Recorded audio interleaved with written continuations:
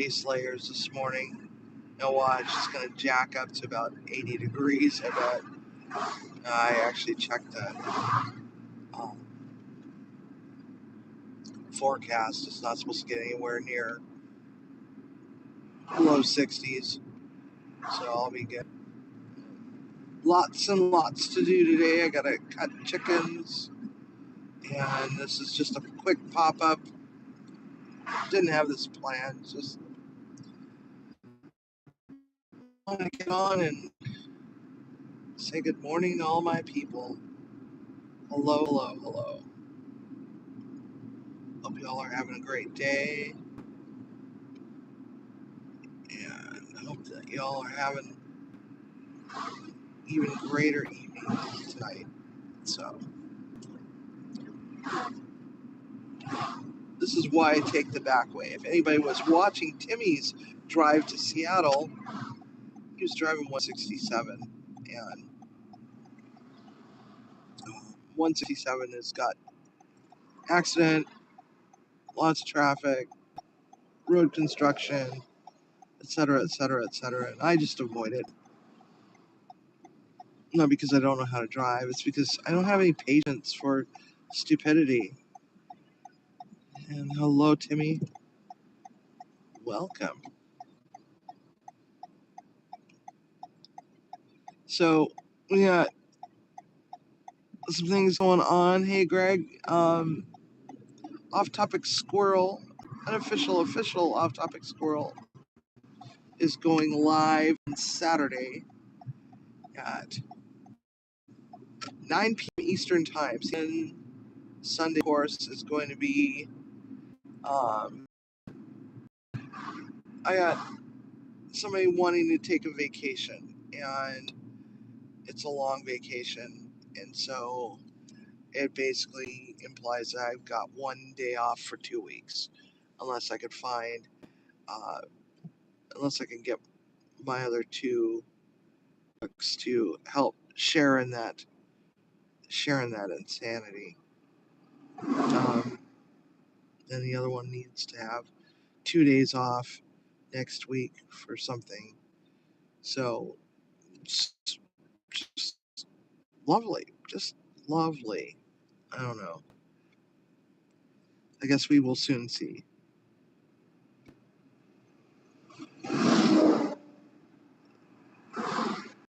So this area always backs up because there's a school up here.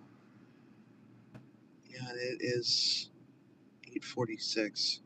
Kids are arriving to school.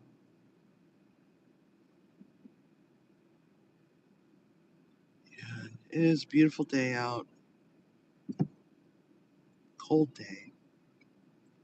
Everybody, all the other directors are running late. It's like text message after text message. I'm running late, I'm running late, I'm running late, I'm running late. Yeah, I'm running late too. Sort of. Not really.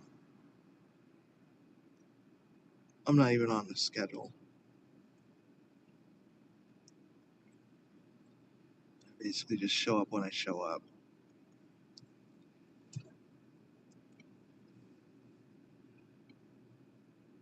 I gotta figure out, how to work that. But it's just been a busy week. Last week was really busy. Had an event, got another event coming up soon. So,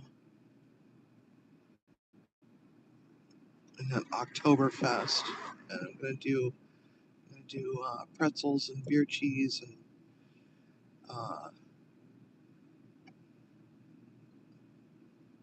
beer brats. I'll probably do beer brat sliders.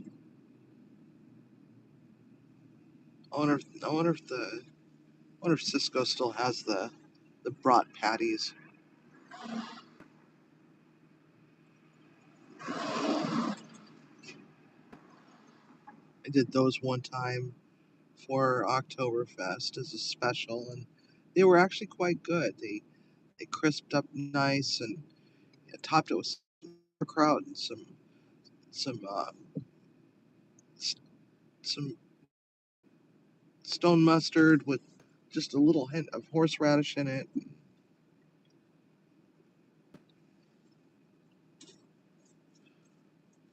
I figure out what the hell to do about cocktails. I'm thinking about doing a mulled wine cocktail. Yes, we have happy hour. Our community is actually really nice. It's got lots of little niches all over the place, and where people can gather. So it seems like down every hallway, there's at the end of every hallway, there's like a little living space where residents can get together, with their neighbors and sit around and play games and do puzzles together and do whatever they want to do. But upstairs, just up from the lobby, there's a pool table and there's a TV room. There's a fitness room, a big TV. We also have a chapel. Uh, there's a physical therapy on site, and they come in and use the they got physical therapists that come in and use the space for that. I don't think we have a hair salon. I think they actually go out for that, but I could be wrong. I haven't found all the little places all over work.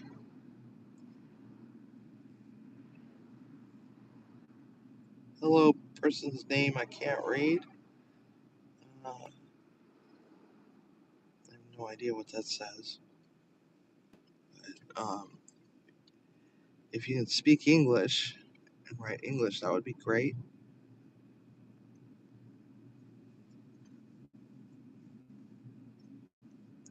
Uh, it's really a nice community.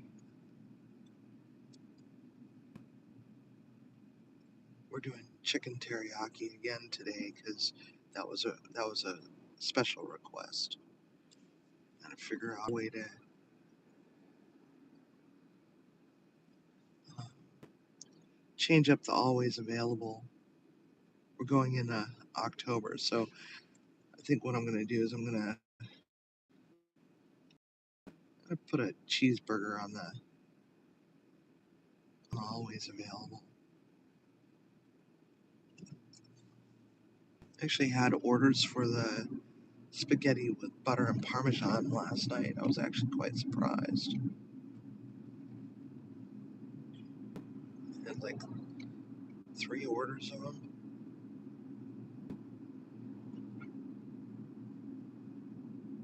Just put a little garlic in there, a little bit of herb, a little bit of love. Sprinkle parmesan on top. It's always been one of my favorite things.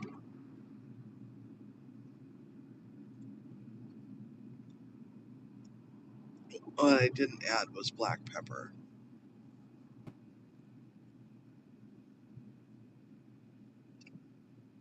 mainly because some people don't like black pepper. They wouldn't understand cacio e pepe, so it's like whatever. Hello, Arlene. Hello about that van life. Just driving along. This is just a little pop up, just to say hi and uh,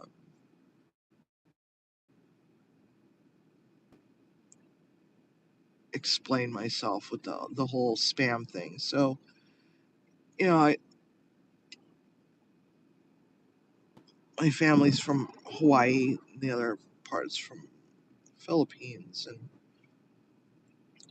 every time we go there, went there when I was a child, there were always two constants, aside from some Filipino food: spam and macaroni salad. And those two things, I just can't stand those two things. It's like, no. Hey, butlers, I should say Jerry. Um, I'm stuck in traffic now. This clears up pretty quickly. Usually, it's usually because of school buses. Speaking of school buses, there's one right in front of me, about 5 cars up, and there's a kid standing on the side of the road. Why does it always seem like kids are going to school later and later and later anymore? Because I remember back when I was a kid, just Jerry, Susan's out running around. Okay, we'll say hello to Susan for me. And hey, Jerry. All right, so no idea what that person is saying.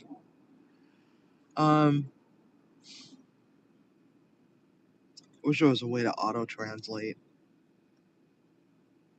Tiger could probably read it.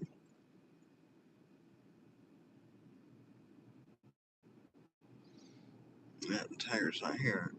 So, anyhow, so lots of exciting things going on. But one thing that nobody answered was whether or not we should do a Halloween special where we sit out on the porch and hand out candy and scare children, and do a live stream uh, with all the trick or treaters on Halloween. Hey, Leonica, long time no see.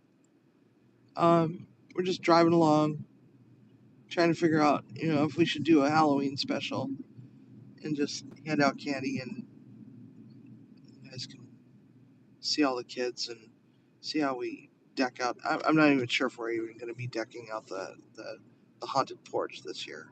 Um, we hadn't done it since before COVID because it's like COVID, you know, caused a lot of people to just not take their kids out trick or treating. They did trunk or treat in town, not on the day of Halloween, but like the weekend before or something like that.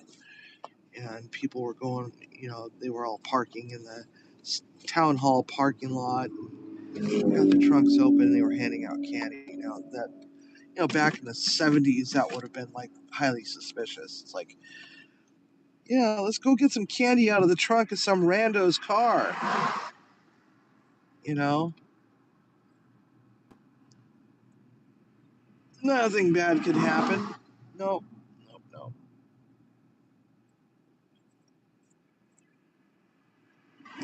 That's definitely a thing now. It's like, hey, Anfield, hope your project is doing well. Just driving along. Now it's saying I'm going to be 45 minutes to work. So there must be something really major going on up here. Usually this clears up right about at this bump. Probably road construction. I don't know why they're rushing around and trying to do road construction before the rains set in. It's like, you had all summer to do this, because this was my daily drive to work. Still is my daily drive to work, but, it's like there was hardly any road construction happening all summer long when they had the best weather, right? It's like, come on. Yeah, let's just scramble and get it all done before the rains, like 2 weeks before the heavy rains start to come. We'll just back everything up everywhere and stick everybody in a 3 hour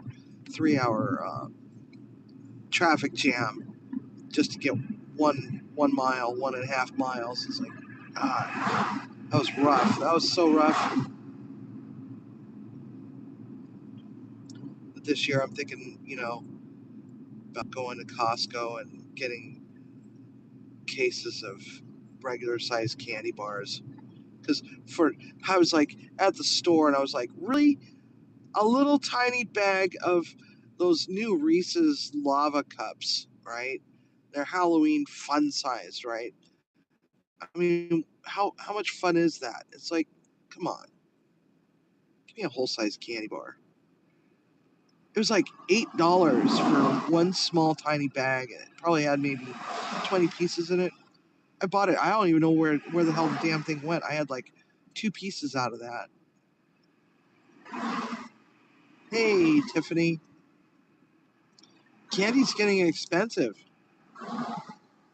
Then again, I think we have a sugar tax. But that might just be Seattle. one city that, they ban straws and they got a sugar tax.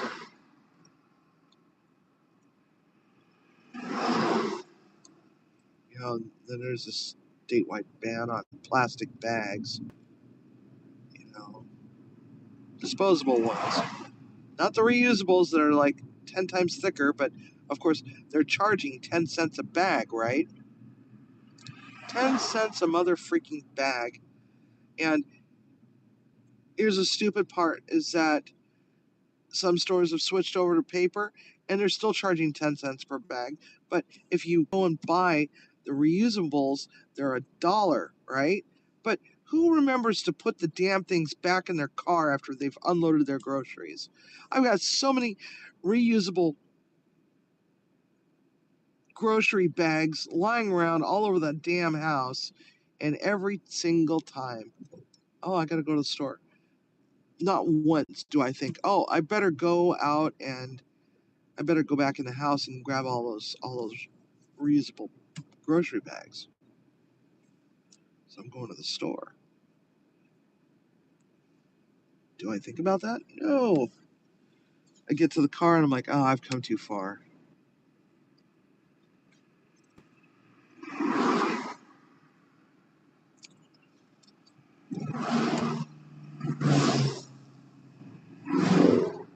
This is not the Seattle that I remember. I don't, this is not the Seattle that I loved. It's so messed up. People are angry all the time. People are entitled. I'm gonna end up with a gravel truck in front of me.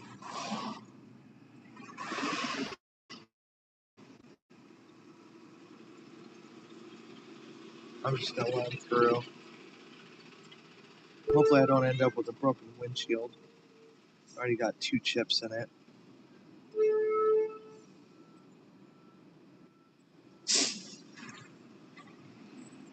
Yeah, but yeah, it's like there used to be a time when, if you let a trucker through, they would either blink their back lights at you, or at least stick their hand out the window and wave. They don't even do that anymore. You're welcome.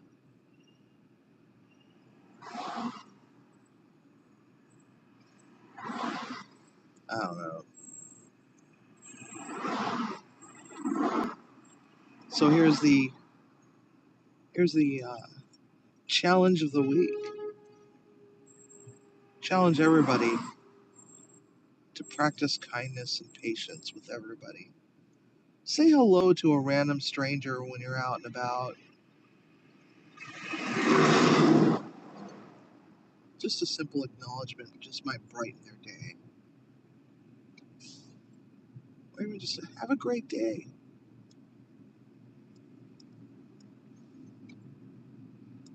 Or if you're at the grocery store and you've got a basket full of stuff and there's somebody behind you that's only got 2 items, offer to let them go in front of you.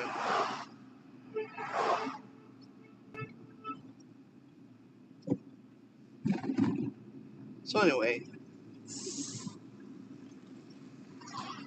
wow. Just little acts of kindness can send ripples out into the world. It's contagious, but it's a good kind of contagious.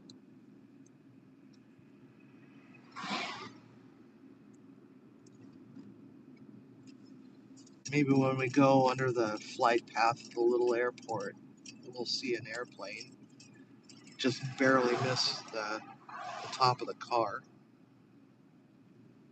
That happened the other day, and I was like, oh man, I wish I would have been live. That would have been cool to see this airplane.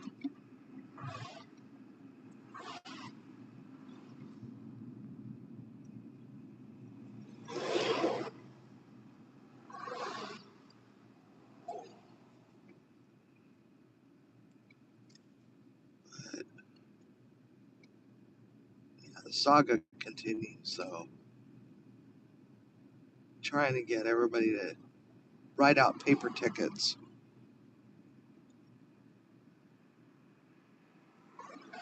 I kid you not. There was one ticket, 19 mains. That's not what I meant by that, but okay. It's better than shouting at me. Yeah, I'm south of Seattle. Thank you, Tim. South of Seattle. Right now we are in Auburn, Washington. I remember back in the day when this was nothing. This was a whole hell of a lot of nothing with just a little smattering of little rambler homes. They were, affordable homes for working class families for those homes. These homes were probably, built in the 19th, not these McMansions, cookie cutter, you got 8 different homes, just all painted a little bit differently, as long as they were all within a certain color scheme. So you couldn't have black trim on purple paint, or sunflower orange house and with green shutters and all that other happy nonsense. But you still see some of these little rambler homes through here. And I hear a siren, but I don't know which direction it's coming. I hear it's getting loud. I don't know what's up ahead of me.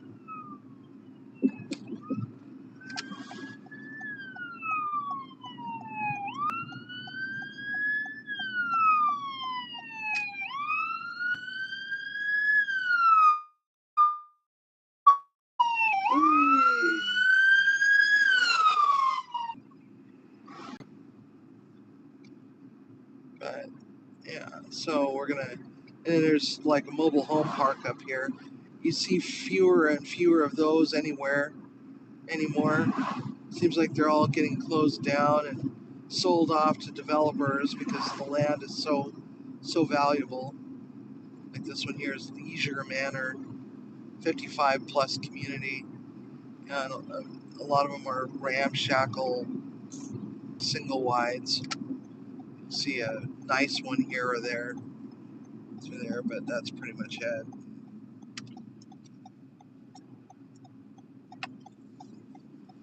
Just occurred to me, I'm that old that I could actually buy a mobile home in a 55 plus gated community. Not that I want to. However, and yes, Timmy, I could have gone the other way, but that way I found is actually added like 3 minutes to my time. You could just go straight. Don't take a left turn there. Actually, it's not any faster.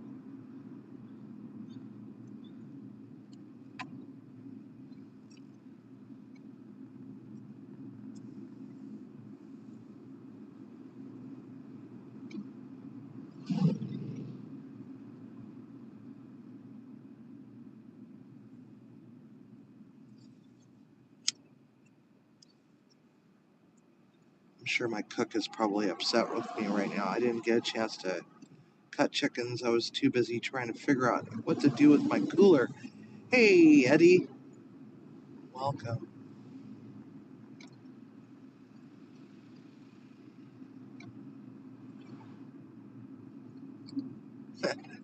Lane closed ahead. Okay.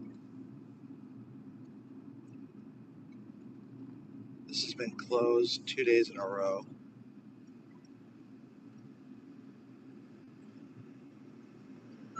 Oh, they're filling a pothole. They're filling that dreaded pothole. That pothole was nasty.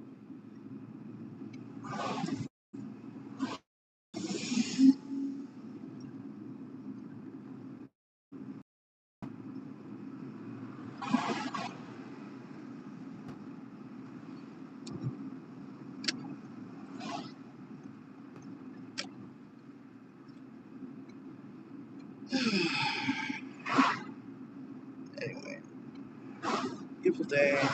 There's murder of crows off to the right. Probably picking at a deceased animal. There's always a cop hiding behind that building there. And not today, though.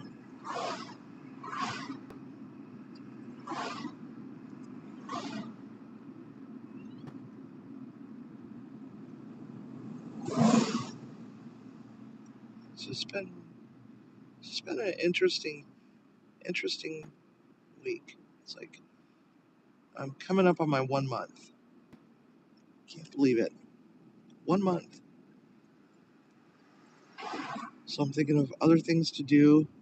Got a resident choice on the menu for the week, and the person that I chose to, because I always pick people at random, but this time I wanted to make an impact, and that impact was the person who was really kind of mean to me when I first got there. And I always believe that there's a reason for people to be mean when they're you know older. You know, I think that's partly why I wanted to go live today, is to talk about aging. You know, um, a little bit about my job. And this isn't my first rodeo in senior living. This is not my first rodeo. I've done several. Come to think of it, my first job as a teenager was a cook for a nursing home. It was my first summer job, and I remember that quite vividly. It's like that summer I made $2,000.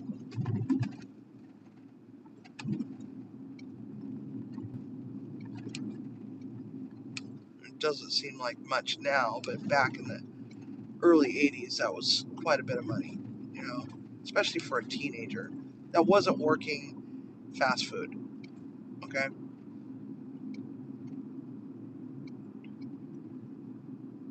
A lot of the things about moving your family members into senior living is that it's a transition. They are shrinking their footprint. They're letting go of their home and a lot of their belongings in order to move into a community. We don't even call them facilities anymore because they're not facilities, they're communities. You know, all of these communities have changed so much over the decades that it's no longer really a place to put a lot of these care. Um, for example, I don't work in memory care anymore. Um, I can tell you some real horror stories about that. But memory care, it's like they spend a lot of time with the residents, and they try to enrich their lives with activities, and and and that's a hard thing to do, because when you're dealing with people with dementia, it's like they're confused, and they don't know what they want, and you know they don't know why they're there, and sometimes all you have to just talk to them for a few moments as you know where where they think they should be, by just simply asking them the question, how old are you? Some will say 16, some will say 22, some will say 34, you know, and you gotta meet them at that level. You gotta meet them at that level and talk about the things that happened back then, because that's where their memory is at the moment. And that can always change. That's subject to change. I had one resident that, not where I'm at right now, that she has twin daughters, and she was having hallucinations, which is common. Because keep in mind what dementia does to the brain. Um, and she was like frantic about running around looking for her children. Her children are somewhere, and one of the things that we are trying to do is to redirect them. Um, Back in the day when I first started in senior living, we had we had a practice that we did, and that was uh,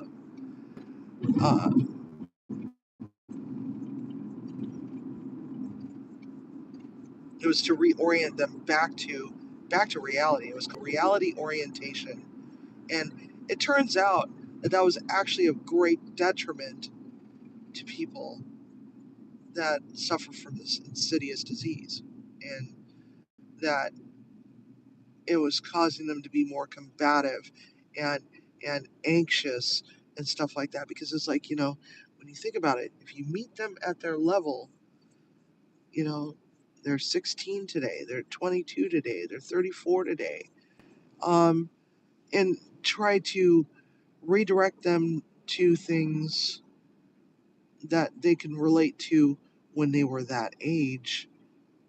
It it helps them to navigate their day-to-day, instead of saying, no, today is Friday and it is February 19th, 2022, or 2023, or 2025, or 2039. Doesn't matter, right? And you are here, and this is where you're at, and this is what we're doing right now, and you know trying to pull them back into the present isn't going to work. It just causes so much stress. But just letting them simply be in the moment where they're at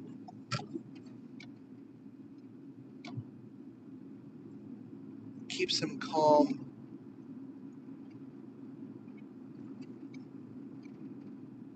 It's why some people with dementia, they um, love dolls, because they're back in a time where they were taking care of young children. And so sometimes you see them pushing around a stroller with a baby doll, or they're cradling a baby doll in one of the common areas, or changing a diaper and stuff like that. It's like, just let them be. Just let them do their thing. That's where they are presently. Um, but I don't have those. This is all independent where I'm at right now. And it's hard to learn a whole new group of people and their likes and dislikes, and you know what it is that they're hey Teresa, what it is that they want to eat. So I've been just throwing random things all over the menu and see what kind of feedback I get from them. And one of the things was, my cook's, her name's Shelly. She's a lovely individual. Um, she makes uh, chicken and dumplings. She makes it different than I do. Um, and I'm not saying that her way is wrong. Her way is actually the traditional Southern style. Mine's just a little bit different in that I bake mine, um, which is fine too. But you know, they were loving it. They were loving it, and they're like, "Oh, why can't we have this every week?" Well, yeah, actually, you can have it every week for a little while until you guys get bored with it. And so, you know, it's on the menu again today. So is the chicken teriyaki and a whole bunch of people say, oh, can we have chicken teriyaki again? It's like, you know, I'm so tired of rice, but when it comes to that, I'll eat that. But, you know, next week I'm going to change it out to shrimp lo mein, uh, which is very similar, but it's shrimp and noodles and vegetables, stir-fried vegetables and stuff like that. So hopefully I'll have some nice pictures coming soon. But, you know, then I've got got another cook. Her name is Miss Luke, and I always call her Miss Luke, even though her name's Luke. Um, but she deserves the title of Miss Luke. She's a beautiful, beautiful woman. Oh my goodness, she's just an amazing, joyful woman, right?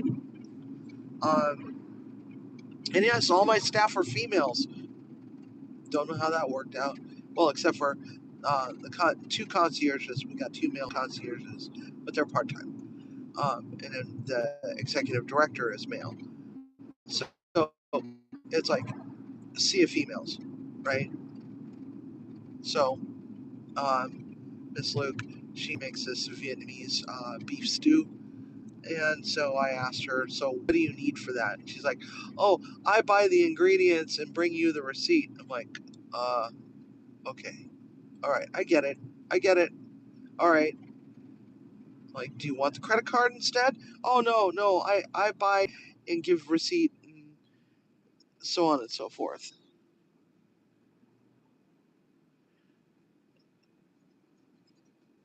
Yeah, that's really hard, Teresa. It's, there comes a time when, as a caregiver of a loved one, and this is what pisses me off about a lot of people that get online and they view these videos, these vlogs of people that are caregivers to family members with dementia. Um, they're like, I'd be taking care of my family member for the rest of my life. I would never put my family member in a home and yada da da da da da. But the thing of it is that what you're doing could be a disservice to your family member, because especially if they wander, and I know that this happens because I've seen it happen where they just elope. They'll walk if there's a door unlocked or they can unlock a door, they'll they'll go out the door. And unfortunately with Alzheimer's, it's like, you know, they start walking and they just keep walking.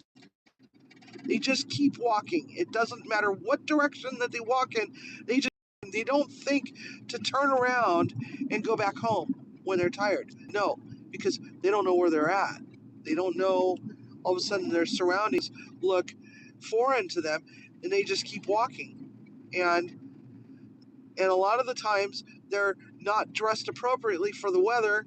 So you got family members that are disappearing. You know, during snowstorms and rainstorms, and all they're wearing is just, you know, a house coat and slippers, you know? So, and then all of it, you know, there's that whole, you know, they could burn down the house.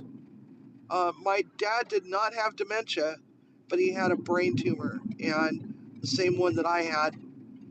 Um, Except for his was considerably larger. It had been in his head for the longest time.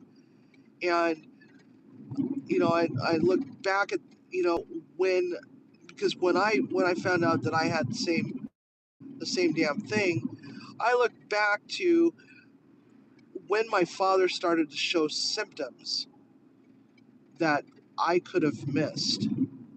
And he died at the age of 93. But when I started noticing some strange oddities with my father was about when he was in his early 70s. So I'm betting you that that's about the time that he started to develop this brain tumor. And it was a slow growing thing. And um, because he had a seizure and frequent nosebleeds. And sometimes he would blow his nose and he'd end up with uh, cerebral spinal fluid coming out of his nose, which tints the tissues kind of a bluish color. And he started having problems um, with memory and stuff like that, but it wasn't like dementia. So I get it. And anyway, so back to the whole thing with, these people are like ripping people up or sharing their journeys with their family members as a caregiver. I would never do that. Well, you know what? You might be doing your family member a disservice by not placing your family member in memory care, because there's absolutely nothing wrong with a lot of these communities. It's just a matter of, finding one that is right for you and for your family member, um, and how much they can afford. Um, because even the ones that are Medicaid, there's some really, really outstanding ones out there.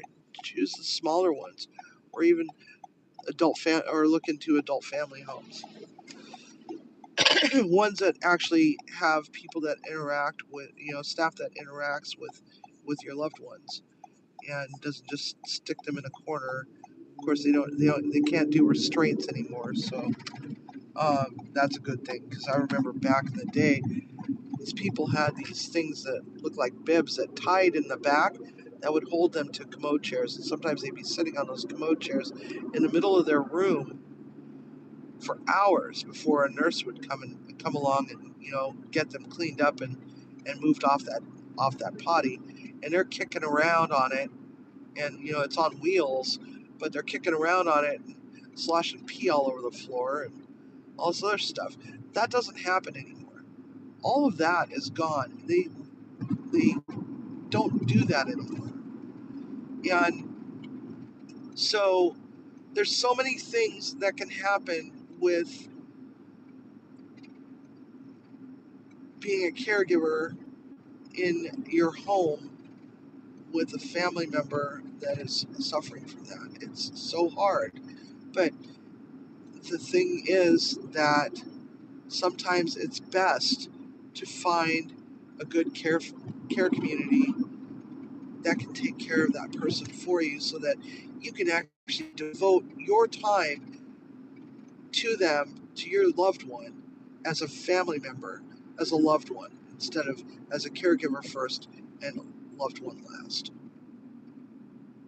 Think about that for a moment.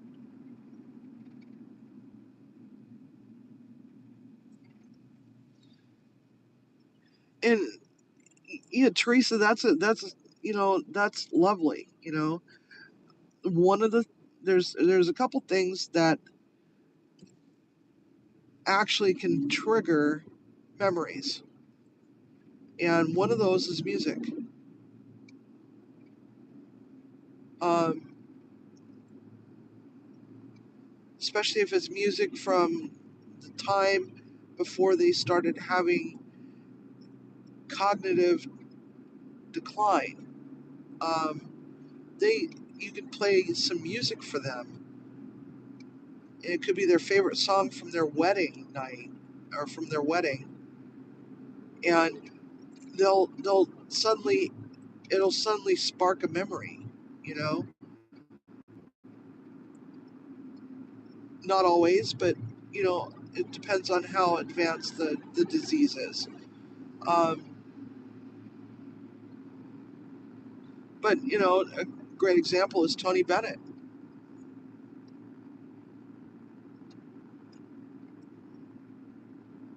He could remember his songs. He could get up there and sing and belt it out. You know,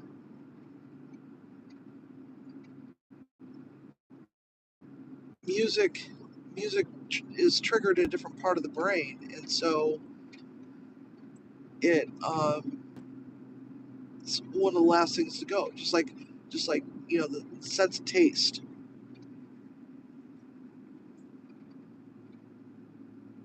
Um, it's why a lot of people with dementia they gravitate toward sweet things. They become, they may not have been sugar addicts in their younger years, but for some strange reason,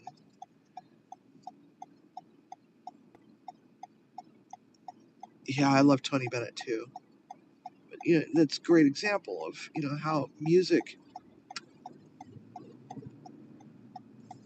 just really cool. So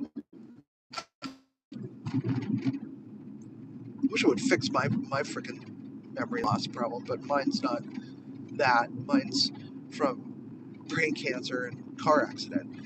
So anyway, people with dementia, they love sweet things because that's the one flavor that uh, is lost last. That's why a lot of them that are so advanced into the disease, they start eating things that aren't edible, uh, like their own poop or paper or plastic wrappers, stuff like that. It's because they can't taste it. They don't know that it's no longer food. It's not food. It's not food. That's another problem with dementia, is that um, having to keep everything locked up. All the chemicals around the house. You can't leave anything around.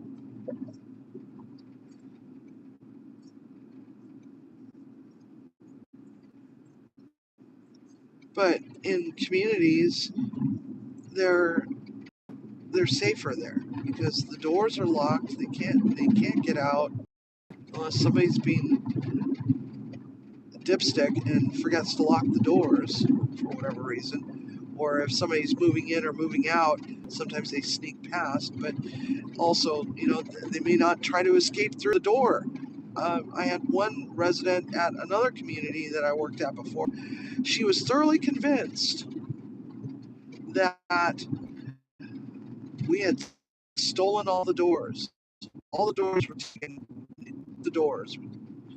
And so she tried to escape out the window constantly. And one time I was going between the independent living and the memory care side. There was a corridor, and the doors were locked over the memory care side. Um, and I got stuck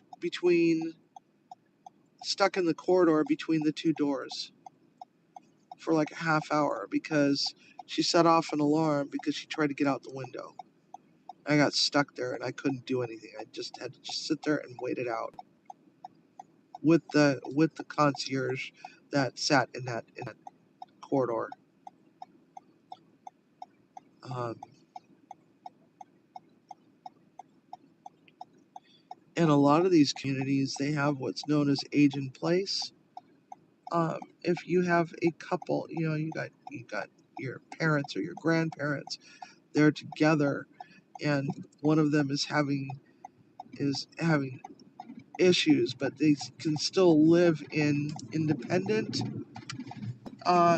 as independent. But there's a community that has independent, assisted, and memory care all in one. And when the time comes that one of those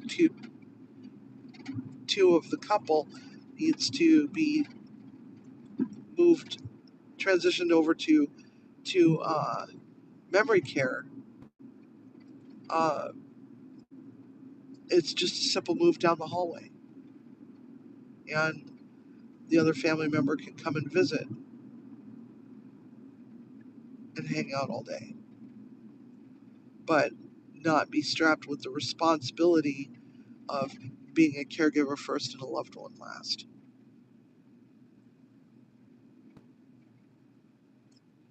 And that's what these communities are all about, is to provide them with their dignity, keep their dignity intact, allow them to have their independence, however much they can have, and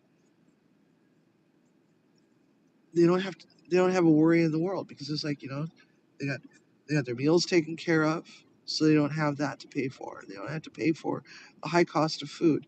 Of course, some of them do go grocery shopping, and they keep whatever, little snacks and stuff like that, because they do have kitchens. Uh,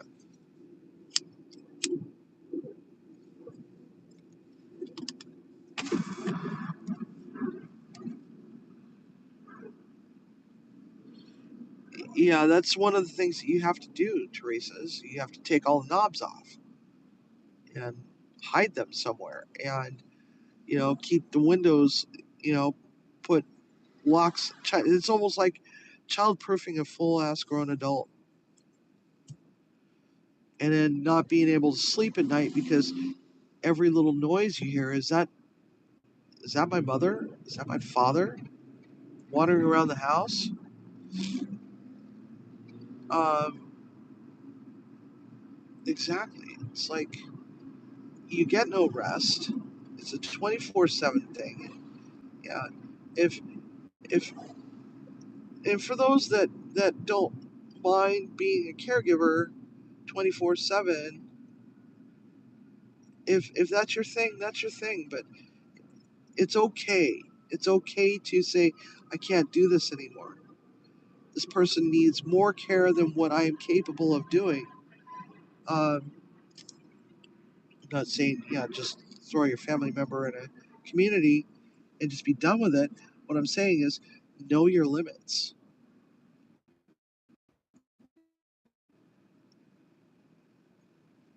because you'll be amazed at how much better off they're going to be, and how much better off you're going to be, because being a caregiver is hard.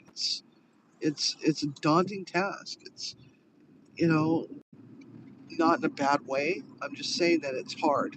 It's hard. It's hard work.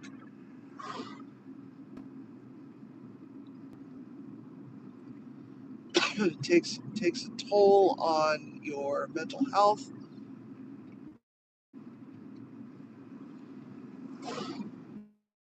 and physically, especially if going to. I've seen that happen where they lost up an entire freaking room with a patio umbrella. You know, seen that. Had a director of nursing had a whole bookcase just to sizes all the world. Why the hell bring that to work? Why would you do that?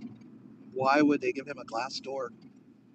But yeah, his entire office was in shambles. They ended up having to take this guy out on a gurney, and he ended up in geriatric psych. I don't think he ever came back because he was that violent. But he was sweet as pie. But they could just something. They're just had a bad day.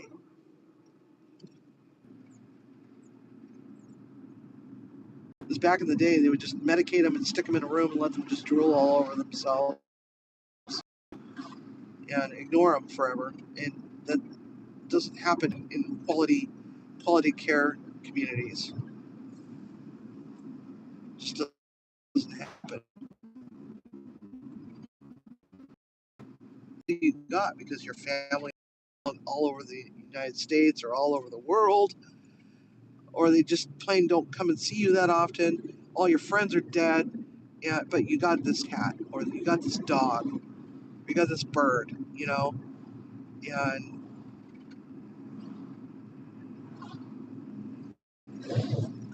that's all they have. But at the same time, a lot of these animals are so fat. So fat. Another freaking. And this is probably understandable because this.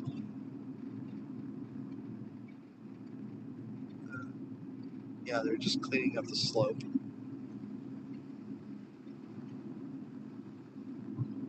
But yeah.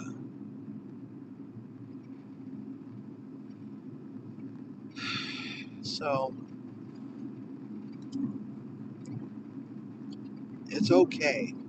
It's okay to say this is beyond what I can do. Know your limitations and go around to the different communities.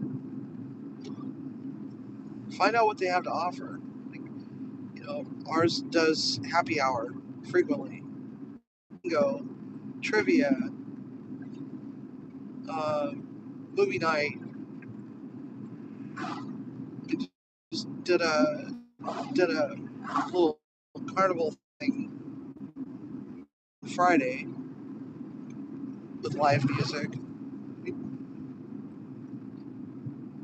Live music is a thing frequently. Happy hour. You get cocktails. You get snacks.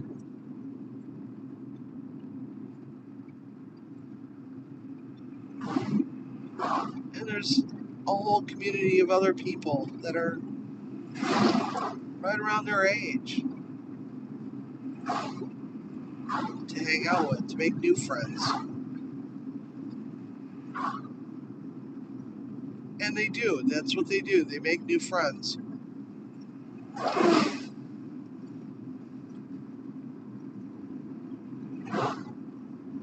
And we're in an area where it's not far from shopping. It's like, I'm 1.5 miles away from work. There's a little strip mall off to the left here. There's a grocery outlet, ale house, Indian restaurant, Subway, etc., etc. Go up the way a little bit more, this beautifully tree-lined area, and 1 mile away, or actually less than a mile away, there's another grocery store and a little strip mall of other things. There's also a doggy wash place back there at the grocery outlet, but there's Safeway right there. And a lot of them they putter their asses right up to Starbucks a couple times a week. And they can get down to the beach. The ones that are a little bit more able-bodied can go down through the residential area of Normandy Park, get down to the beach.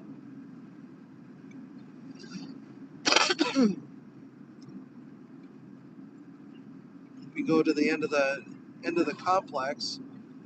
There's a little entrance to the neighborhood, and you can actually see Puget Sound from there. I'm 0.7 of a mile here, and just a few miles up the road, about where I took the right-hand turn, there's the marina and beach park and Wally's, which is where they love to go. It's Burke's has fish and chips, and I don't remember what day exactly, but they have all you can eat fish and chips. And it's a drive-in. It's a cute little drive-in. Yeah, we got here. Oh, it's a QFC. Sorry, not a Safeway, but it's QFC. There's a tattoo shop here too. There's a pet supply, and I don't know what that is, but there's a teriyaki shop. There's Thai and Pho. I didn't see that there before. There's a nails and spa, dry cleaners, UPS store. You know, and then if you just keep going up the road even more in Iberian, there's a whole lot of places. PCC, there's a Trader Joe. So it's like some of them do drive still. So they're they're really they're really loving that. Bed sores. Yeah, that's a tough one.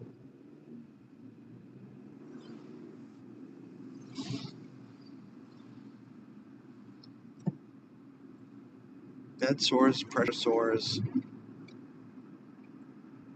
Oh, of course, there's a. Okay, so here I am. And right across the street, there's a couple little restaurants and massage studio. And here I am. This is my community. This is Solstice at Normandy Park. And I'm at work. So, as soon as I get parked, if I can find parking, I'm going to end this live and wish you all a fond toodaloo. All right, here we go. All right, I'm here. All right, everybody, have a great day. Love ya. Bye.